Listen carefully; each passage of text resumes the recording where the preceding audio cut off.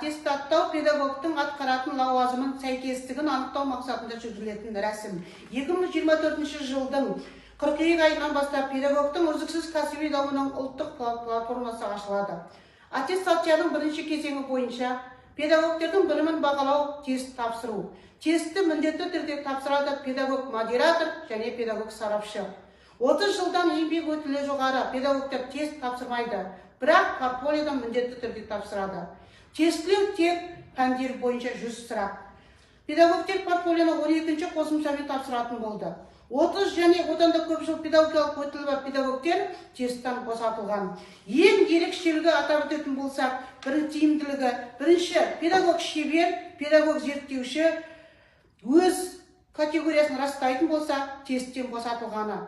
Екінші ерекшелігі, бұрын методикадан бізге беймәлім көптеген шетелдік әдіскерлердің, педагогтардың